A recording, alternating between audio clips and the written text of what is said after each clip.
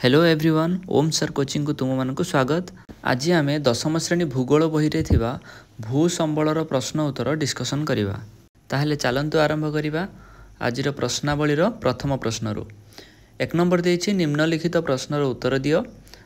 तार क रे देछि भू संबलर विनियोग किपरि करा जाय। ताहले एबे आमे देखिबा भू संबलर व्यवहार बा भूमि मनुष्यर किपरि कामरे लागे बा किपरि मनुष्य भूमि को व्यवहार करिथाय। ताहले प्रथमे देछि भूमि मनुष्य को खाद्य वस्त्र बासगृह जोगाई देइथाय। द्वितीय रे भूमि रे विभिन्न प्रकार कृषि कार्य करा जाई शस्य उत्पादन करा जाए। तापरे ग्राम सहर शिल्प शिक्षा स्वास्थ्य केन्द्र और बजार भूमि उपरे स्थापना करा जाइथाय। भूमि रो खनिज द्रव्य उत्तोलन करा जाई शिल्प केन्द्र को कंचामाल रूप में जोगाई दिया जाए। विश्व जलवायु को यह नियंत्रण करिथाय। ये होची सब आमर भूमि बा आमर भू संबलर व्यवहार। एबे आमे जिबा एक नंबर ख प्रश्न को। प्रश्न देछि भारत रे भू संबल किपरि व्यवहृत हेउछि। ताहले आमे एठारे कथा हेबा भारत रे थिबा भूमि रो किपरि व्यवहार करा जाउछि। ताहले प्रथमे देछि भारतर समुदाय भू संबलर आयतन 32,87,000 वर्ग किलोमीटर। सेकेंड पॉइंट देछि समुदाय भूमि रो शतकड़ा 22.5 भाग अरण्य भूमि रूपे व्यवहार करा जाउछि। अर्थात ए जो 22.5 भाग रहिला एतिकी भाग हमर जंगल बा अरण्य अछि। थर्ड पॉइंट देछि भारतर समुदाय भूमि रो शतकड़ा 4 भाग भूमि चारण और गोचर भूमि भाव में व्यवहार करा जाउछि। तापर पॉइंट देछि कोन भारतर समुदाय भूमि रो शतकड़ा 46 रु 64 भाग भूमि रे चाष करा जाए। अर्थात एतिकी भूमि रे हमर चाष बा कृषि कार्य होइथाय। लास्ट पॉइंट देछि कोन कृषि अलभ्य जमी रे जनबसति गमनागमन पथ केनाल खणी भली अणकृषि कार्य होउथिबा बेले पतित भूमि रे पहाड़ मरुभूमि आउ जलभूमि सब देखा जाए। ता सहित केतेक कृषि भूमि रे कृषि कार्य हेउ न थिबारु एहा अनाबादी रूप रे मध्य रहिछि। एबे हमर ग रे प्रश्न देछि भूक्षय समस्यार समाधान किपरि करा जाई परिवो।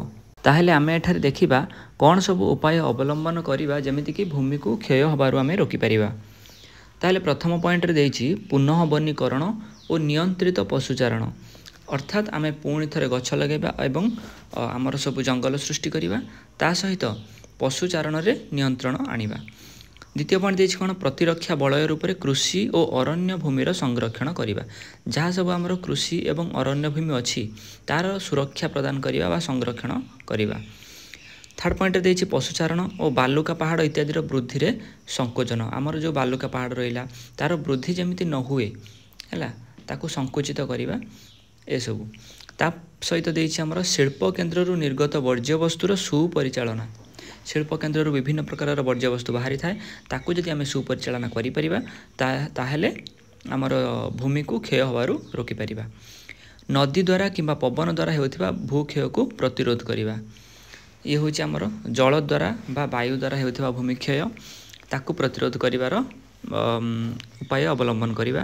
ता सहित भूमि व्यवहार रे एक सुचिंतित योजना प्रणयन करिबा। भूमि को किपरि व्यवहार करा जाई परिवो हैला ताहार एक जदि योजना प्रणयन हेबो ताहाले मध्य भूमि को क्षय होबारु आमे रोकी परिबा। एबे आमर 2 नंबर रे प्रश्न देछि निम्नलिखित गुडी को गोटिए लेखाएं वाक्य रे प्रकाश कर।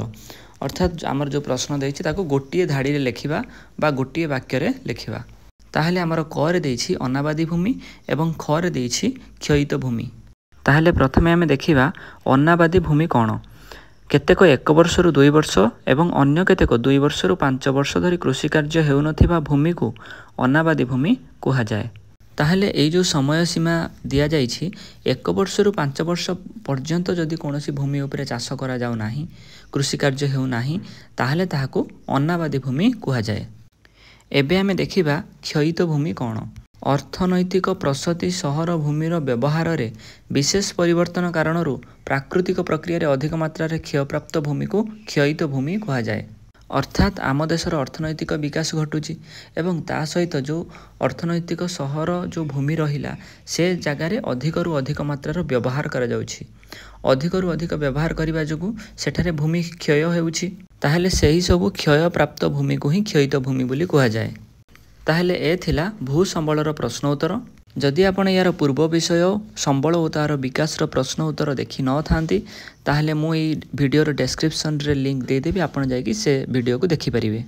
जदि वीडियोटी भल लगी थाए ताहले वीडियो को लाइक करंतु, आपण मानक सांग मानक संगे शेयर करंतु एवं एमिति सब विषय प्रश्न उत्तर वीडियो पाइबा पई ओम सर कोचिंग चैनल को सब्सक्राइब कर दियंतु।